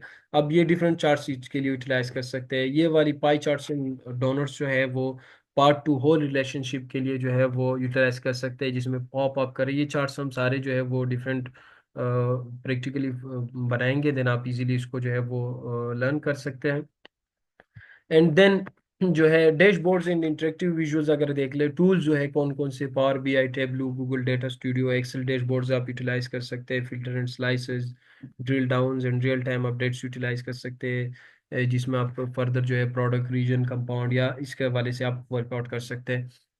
So telling a data story अगर हम देख ले, तो फर्स्ट ऑफ ऑल जो है स्ट्रक्चर क्या होगा, कॉन्टेक्स्ट क्या होता है कि व्हाट इज द प्रॉब्लम, और डेटा जो है वो क्या कहता है, data what does the data से, and what patterns emerge, and action क्या होता है, what should be done. So आप जब कॉन्टेक्स्ट किसी भी प्रॉब्लम को देखते हैं तो आप डेटा कलेक्ट करते हैं, अब डेटा क्या कहता है उसी डेटा के बेस पे इंसाइट होता है और पैटर्न इमर्ज करते हैं डेटा के एनालिसिस के ऊपर, और फिर देन आप एक्शन लेते हैं कि क्या एक्शन जो है वो जो है वो लेना चाहिए। And then common visualisation mistakes अगर हम देख लें, तो एक तो टू मेनी कलर्स नहीं होने चाहिए, अगर आप ये ना हो कि आपके जो है अगर आप ग्राफ चार्ट्स बना रहे हैं और तो एक स्पेसिफिक पैटर्न रखे उन कलर्स का, ज्यादा कलर ना हो, ये ना हो कि एक पूरी तीसरी में 10 से 15 डिफरेंट कलर्स है और हर कलर का डिफरेंट मतलब है, डिफरेंट उसके लिए है, तो ये ना हो। अगर एक पैरामीटर के लिए आपने एक कलर रखे तो हर जगह वही एक कलर रखे उसके लिए। सो ये कंफ्यूज करते हैं व्यूवर्स को, और मिसलीडिंग एक्सिस जो है वो इंटरप्रिटेशन में इश्यूज आ जाती है, और यूज ऑफ 3D अगर आप करते हैं तो क्लैरिटी रिड्यूस हो जाती है, अगर आप लेजेंड्स और लेबल्स नहीं लगाते तो लीव्स जो है वो गेसिंग में होते हैं, वो गेस करते रहते हैं and they don't get the clear answer. And pie charts with many slices अगर आप लगाते हैं तो प्रोपोर्शंस कंपेयर करने में मसला हो जाता है। तो दैट्स वे आप जो वो चार्ट यूटिलाइज करें जिससे आपका डेटा जो है वो प्रॉपरली जो है वो प्रोसेस हो। ओके, अगर हम सेक्शन 4 की समरी देख लें, तो visual make data accessible and actionable, choose the right chart for the message, follow design principle for clarity, use dashboard for interest interactivity and tell stories not just show numbers. आप उसमें proper define करेंगे, पूरी कहानी उसके साथ बताते। So that was और first lecture जिसमें हमने जो है वो जनरल डिस्कशन की, डेटा के डिफरेंट पैटर्न्स के हवाले से हमने डिस्कस किया, और डिफरेंट पैरामीटर्स हमने जो है वो डिस्कस की। So now if you have any questions you can ask now. आपका कोई भी क्वेश्चन है आप यहाँ पे जो है वो इजीली कर सकते हैं। Okay let's, if more than two value are missing in the same chart then what should be do. आप मीन, और जिस तरह हमने प्रॉपरली डिफाइन किया कि आप उसके थ्रू जो है वो मीन मीडियन मूड को यूटिलाइज करेंगे, तो आप डिफरेंट वैल्यूज़ के लिए वो यूज़ कर सकते हैं। लेकिन अगर आपकी बहुत ज़्यादा वैल्यूज़ मिसिंग है किसी जगह पे, और जो है वो बहुत ज़्यादा वैल्यूज़ मिसिंग है, तो उसको आप प्रॉपरली दोबारा वर्कआउट करेंगे। लाइक ये नहीं है कि आपके पास कोई जो है वो डेटा है ही नहीं डिटेल्ड और आप उसको जो है वो यूटिलाइज करें। सो ये नहीं हो सकता, आप प्रॉपरली उसमें जो है वो वर्कआउट करेंगे। एंड देन क्वेश्चन इज, सो अगर आपके पास एक दो वैल्यूज मिसिंग है उसको तो आप कर सकते हैं यूटिलाइज उसके थ्रू, लेकिन अगर बहुत ज़्यादा वैल्यूज मिसिंग है देन आप प्रॉपरली उस पर वर्क करेंगे। लाइक ये नहीं है कि आप कुछ वैल्यूज कलेक्ट करके बाकी सारी वैल्यूज जो है उससे यूटिलाइज करें, तो एक दो वैल्यूज जो मिसिंग होगी वो मीन और उससे आ जाएगी। Okay next question is, just give me 1 minute, मैं थोड़ा सा पानी पी लूँ। आप लोग काइंडली क्वेश्चन कर दे, मैं साथ साथ एक एक क्वेश्चन का फिर रिस्पॉन्स करते जाता हूँ।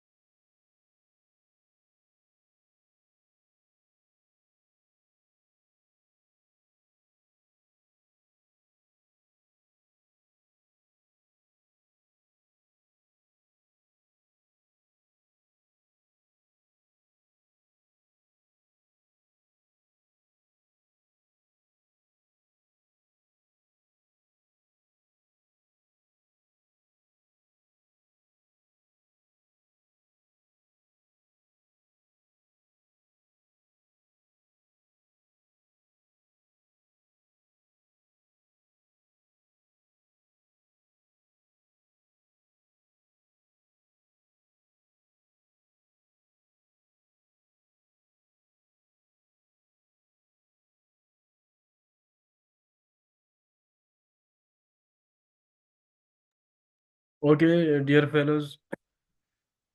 Okay, question is if there are two values missing in the same column, then what to do? अच्छा ये इसका तो हो गया. Why do we use mean for age and median for income? How would we know which one to use? Okay.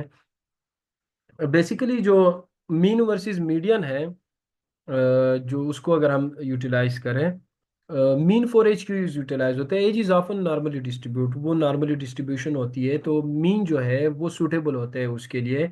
Normally distributed data जो होता है उसको, या उसके लिए क्या यूटिलाइज होता है, मीन यूज होता है. मीडियन फॉर इनकम जो है वो ऑफन स्क्यूड होते हैं, हाई अर्नर्स भी होते हैं, मेकिंग जो है वो मीडियन जो है वो बेटर रिप्रेजेंटेशन करते हैं. यानी इनकम के हवाले से बात करें तो किसी ऑर्गेनाइजेशन में जो है वो एज जो है, आप किसी भी ऑर्गेनाइजेशन को देखेंगे तो उसमें एज जो है वो उसमें इतनी डिफरेंस नहीं होगी, वो नॉर्मल डिस्ट्रीब्यूशन होगी. लेकिन अगर आप सैलरीज को देखेंगे, इनकम को देखेंगे, तो उसमें हाई अर्नर्स भी होते हैं, लो अर्नर्स भी होते हैं. सो दैट्स वाई उसके लिए आप मीडियन यूज करेंगे. यानी आपके पास अगर ऐसा डेटा आ रहा है कि जिसमें जो है वो नॉर्मल डिस्ट्रीब्यूशन है, तो उसके लिए आप मीन यूज करेंगे.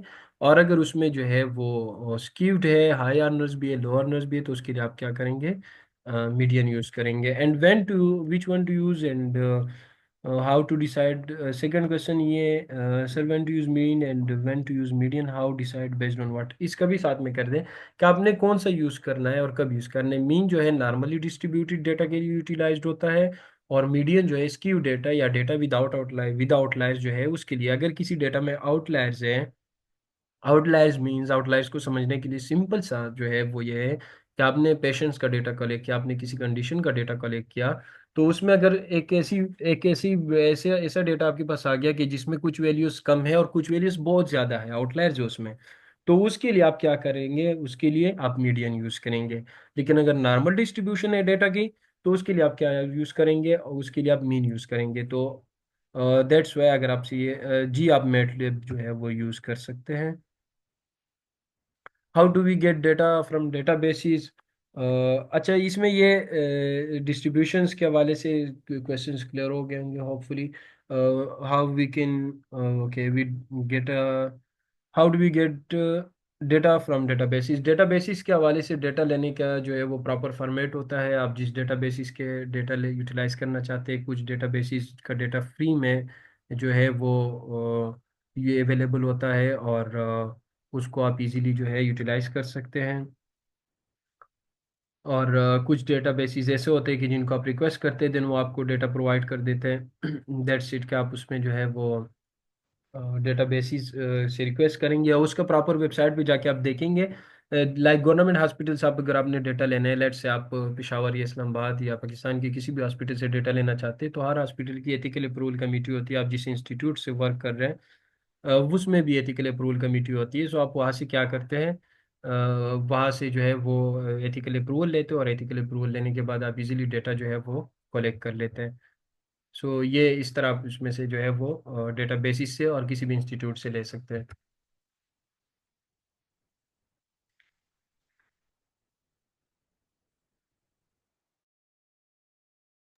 Okay, the next question is Z score के बारे में. एंड बिफोर कमिंग टू, अच्छा ये वैल्यूज़ के हवाले से नेक्स्ट क्वेश्चन, पहले मैं इसको रिस्पॉन्ड कर दूं. How can this value B missing, like हम डेटा एक इंस्टीट्यूट से लेंगे तो how it can be incomplete? Actually normally जब आप डेटा लेते हैं तो उसमें मिसिंग वैल्यूज नहीं होती.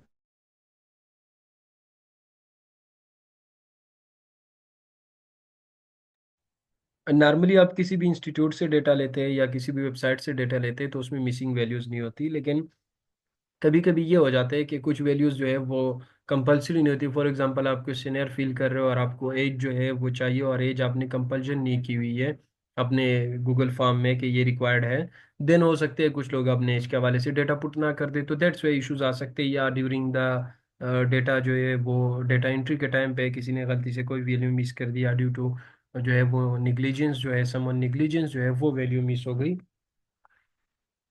सो इसको जो है वो जो है वो इस तरह फिर डेटा मिसिंग हो जाती है, और देन आप उसको कंप्लीट करते हैं. अगर लेट सपोज आपके पास डेटा बहुत ज़्यादा है, सीक्वेंस के साथ मिस हो, तो भी मीन से फाइंड कर सकते हैं. ये आप कर सकते हैं अगर वो नॉर्मल डिस्ट्रीब्यूशन है. लेकिन नॉर्मली ये होता है कि अगर आपके पास डेटा ज़्यादा है, लेट्स से आपके पास 1,000 पेशेंट्स का डेटा है और उनमें से एक की वैल्यू मिसिंग है, सो उसको आप जो है वो मीन वैल्यू भी उसमें लगा सकते हैं, एवरेज वैल्यू भी लगा सकते हैं। इवन अगर वो उसमें जो ज़्यादा वैल्यू आ रही है, रिपीटिशन हो रही है, उसको भी आप यूटिलाइज कर सकते हैं। अच्छा, ये जो है हमने how do you use mean for agent median for income, ये तो हमने जो है वो क्वेश्चन कर लिया, आई गेस हो गया है। मीन जो है वो और मीडियन उसका हमने कहा कि नॉर्मल डिस्ट्रीब्यूशन होगी, तो हम मीन यूज़ करेंगे। और अगर जो है वो स्क्यूड होगा, यानी उसमें आउटलायर्स होंगे, वैल्यूज़ बहुत ज़्यादा उसमें चेंजेस है, तो देन उसको जो है वो हम मीडियन यूटिलाइज करेंगे। अब जेड के हवाले से, जेड कोर्स स्कोर के हवाले से दो क्वेश्चन आए हैं, लाइक जेड स्कोर के हवाले से। अच्छे, सो बेसिकली जेड स्कोर क्या होता है, अगर मैं सिंपल वर्ड्स में आपको बताऊं, Z scores tells you that how many steps you are away from average। Like जो आपका नंबर होता है उससे माइनस करते एवरेज को एंड देन डिवाइड करते स्टैंडर्ड उस पे। तो दे इससे क्या हो जाता है, आपके पास जेड स्कोर आ जाता है। और इसको अगर हम सिंपली देखें तो ये स्टैंडर्ड स्कोर भी कहा जाता है, कि आप उसमें ये देखते हैं how many standard deviation and element is from the mean, के मीन से कितने स्टैंडर्ड डिविएशन एलिमेंट्स वो जो है दूर है। तो ये जब हम प्रैक्टिकली परफॉर्म करेंगे, और इसमें जो जेड स्कोर में बेसिकली ये होता है कि कंपेयर और अंडरस्टैंड करते हैं डेटा पॉइंट्स को रिलेशन टू द एवरेज, आप उसमें से उसको जो है वो रिलेशन टू द एवरेज समझ सकते हैं। ओके, जो can you share the slides, हम आपसे रिकॉर्डिंग शेयर कर लेंगे।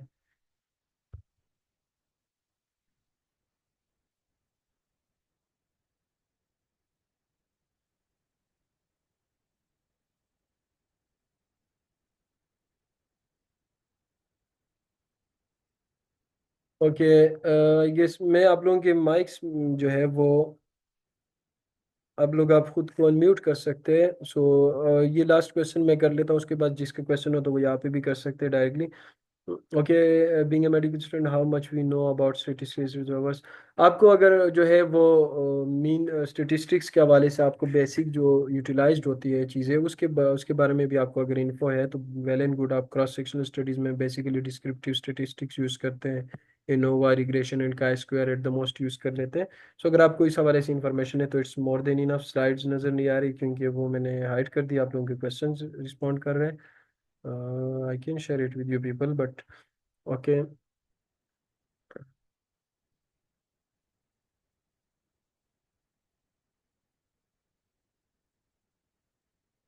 एसपीएसएस आपको एसपीएसएस आपको कैसे मिलेगा? एसपीएसएस आपको जो है हम प्रोवाइड कर देंगे ग्रुप में, हम जो है वो लिंक प्रोवाइड कर देंगे, वहाँ से आप डाउनलोड कर सकते हैं। और एसपीएसएस ऑनलाइन भी आप डाउनलोड कर सकते हैं, ऑनलाइन भी इजीली आप उसको अवेल कर सकते हैं। इसके अलावा किसी का कोई क्वेश्चन है तो वो खुद को अनम्यूट करके क्वेश्चंस कर सकते हैं, या आप हैंड रेस करें।